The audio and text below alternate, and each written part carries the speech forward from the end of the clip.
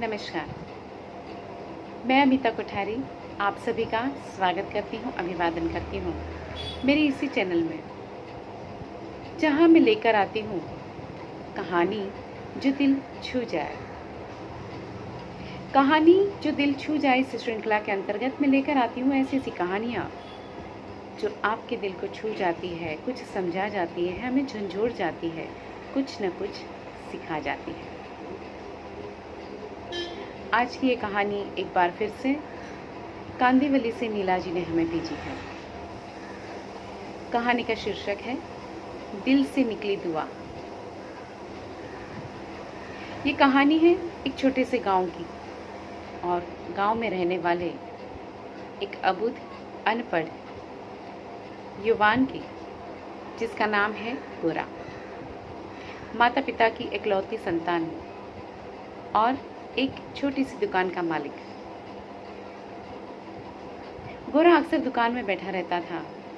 वो देखता था कि गर्मी के दिनों में दोपहर के वक्त जब भी कोई मुसाफिर वहाँ से गुजरता तो बहुत परेशान हो जाता था, गर्मी के मारे बेहाल हो जाते थे।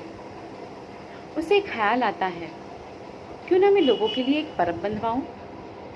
और इसी परमार्थ का कार्य करने के लिए वो एक छोटी सी झोपड़ी बनाकर उसमें 2 मिट्टी के मटके रखवा देता है। और जो भी दोपहर के वक्त मुसाफिर वहाँ से निकलते उन्हें प्यार से आदर से बुलाते और उन्हें मटके का ठंडा पानी पिलाता।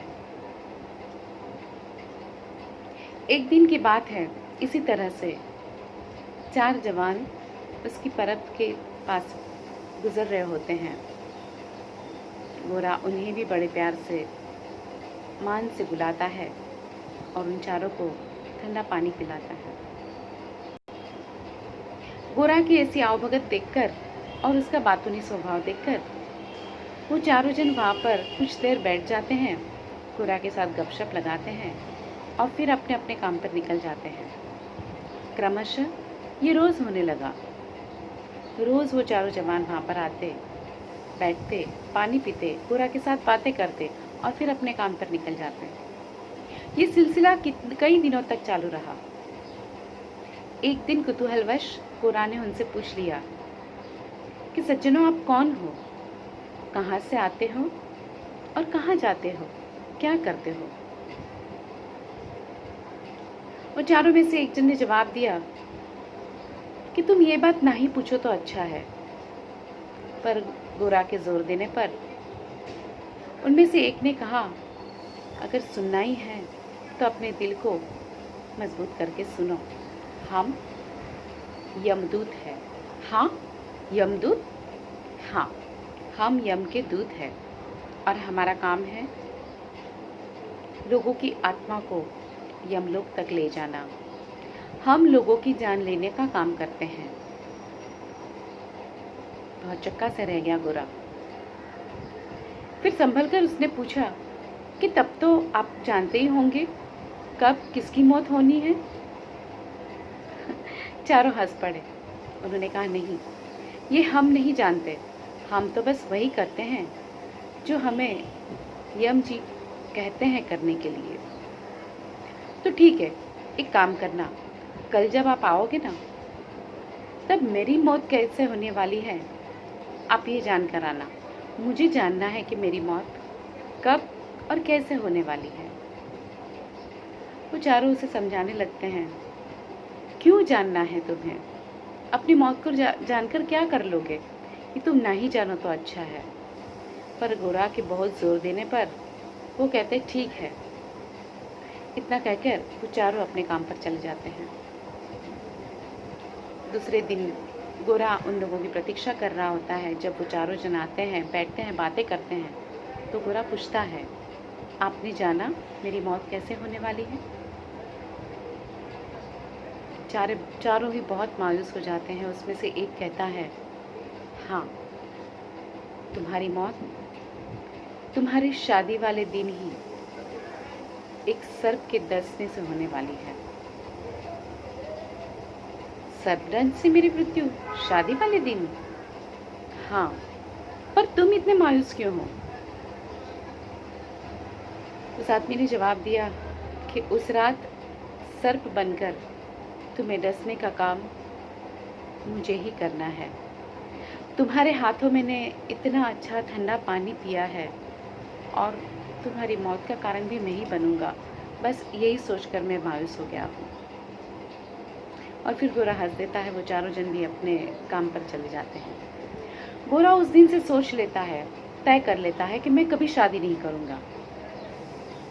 पर चूंकि वो माता पिता की एक ही संतान है, एक ही औलाद है, माँ बाप के समझाने पर वो शादी करने के लिए तैयार हो जाता है। शादी का दिन होता है, उसकी शादी हो जाती है। देखते ही देखते शाम हो जाती है। सब सगे स्नेही जो आए हैं शादी में, सब अपने अपने घर चले जाते हैं। रात गहरी होने को आई है। गोरा भी अपने मकान की ऊपर वाली मंजिल पर, जहाँ पर उसका शयन कक्ष था, उसकी बीवी उसकी प्रतीक्षा कर रही होती है, वहाँ जाने के लिए आगे बढ़ता है। यहाँ उसकी बीवी भी अपने पति के लिए सुंदर साज सज्जा करके, रेशमी वस्त्र आभूषण पहनकर, थाल में 56 भोग का पकवान लगा करके घूंघट में प्रतीक्षा कर रही बैठी है। जैसे ही गोरा ऊपर जाने के लिए सीढ़ियाँ चढ़ रहा है, उसका ध्यान सांप के ऊपर जाता है। वो पहचान जाता है कि ये वही यमदूत है जो आज उसे सर्प बनकर डसने के लिए आया हुआ है। वो उसे हाथ जोड़ के विनती करता है, कहता है कि तुम अपना काम कर लो। तब वो यमदूत कहता है कि नहीं, अभी समय नहीं हुआ है तुम्हारी मौत का। अभी और आधा घंटा बाकी है। अगर तुम्हें मैं अभी डस लूँगा तो तुम आधे घंटे तक तड़पते रहोगे। उससे अच्छा है कि जब समय आए तभी मैं अगर तुमको डसूं तो तुम्हें कम तकलीफ होगी और तुम्हारी मुक्ति तुरंत हो जाएगी। ये सब बातें ऊपर बैठी हुई उसकी बीवी सुन लेती है। उसे पता चल जाता है कि उसका पति उसके पास अब ऊपर नहीं आ पाएगा। ये साज सिंगार, ये सज्जा, ये रेशमी वस्त्र, ये सब बेकार है। ये खाना जो उसने परोस के रखा हुआ है वो सब व्यर्थ चला जाएगा। यहीं दूसरी ओर गांव में एक मजदूर अपनी बीवी के साथ यात्रा कर रहा होता है और उसकी बीवी को अचानक से ही प्रसूति की पीड़ा होने लगती है और वो एक बच्चे को जन्म देती है। भूख के मारे उसका बहुत बुरा हाल है। अपने पति से कहती है, तुम जाओ और जल्दी से जाकर के मेरे लिए खाना लेकर आओ, नहीं तो मैं और मेरा बच्चा भूख से मर जाएंगे। वो मजदूर कहता है, इतनी गहरी रात में जब लोग सब सो गए होंगे, मुझे कौन खाना देगा। उसकी औरत कहती है, हो सकता है भगवान ने हमारे लिए किसी को, आप जाइए, मुझे नहीं मालूम, बस खाना लेकर आए, मुझे बहुत भूख लगी है, नहीं तो मैं और मेरा बच्चा दोनों मर जाएंगे। अपनी बीवी की पीड़ा सहन नहीं होती है और वो आदमी चौराहे पर आके आवाज़ लगाता है कोई हरि का लाल, भगवान का सुपुत्र, जो मेरी बीवी के लिए मुझे कुछ खाना दे दे और मेरी बीवी और मेरे बच्चे की ज़िंदगी बचा ले। ये आवाज़ गोरा की बीवी के कानों तक पहुंचती है। वो अपने रेशमी साड़ी उतार कर उसमें सारा खाना बांध देती है और वो मजदूर को बुलाकर ऊपर से वो खाना मजदूर को दे देती है। मजदूर भागता हुआ अपनी बीवी को वो खाना खिलाता है और उसकी बीवी के दिल से दुआ निकलती है कि जिसने मेरी पेट की अगन को शांत किया है, भगवान उसकी हर अगन, हर पीड़ा को शांत करे।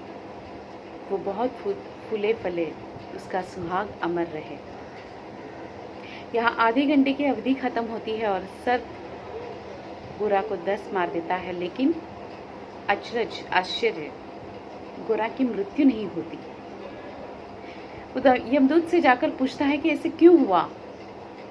तब यमदूत कहता है कि तुमने अपना काम सही वक्त पर किया, लेकिन उससे पहले गोरा की बीवी ने जो खाना उस आदमी को दिया था और उस आदमी की बीवी ने खाना खा के जो आशीर्वाद दिया था, जो दुआ दी थी, वो दुआ यहाँ पर गोरा के खाते में जमा हो गई है और उसी के चलते आज गोरा की जान बच गई है।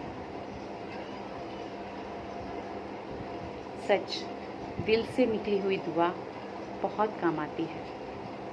आज एक बार फिर से आप सबके सामने मैं वही बात दोहराऊंगी कि कोरोना काल में अगर हम ऐसे ही अगर किसी की दुआ पाने की कोशिश करें, किसी का कुछ भला कर सके, किसी के पेट की अगन को ठार सके, बुझा सके, किसी की कुछ मदद आ सके, तो सचमुच वो दुआ हमारे बहुत काम की है, बहुत काम आ सकती है। उम्मीद रखती हूँ आज की ये कहानी आपको अवश्य ही पसंद आई होगी। फिर से ऐसी ही एक अच्छी सी कहानी लेकर मैं आपके पास आऊँगी जो आपके दिल को अवश्य छू जाएगी। अगर आपके पास भी ऐसी कोई कहानियाँ हैं तो आप मुझे अवश्य भेजें। मैं यहाँ आपके नाम के साथ उनसे अवश्य शेयर करूँगी। मेरा ईमेल आईडी है amitakothari71@gmail.com। Thank you. तब तक स्वस्थ रहे, मस्त रहे, खुशहाल रहिए, घर पे रहिए, सुरक्षित रहिए। आज के लिए गुड बाय, गुड नाइट, शब्बा खैर, शुभ रात्रि।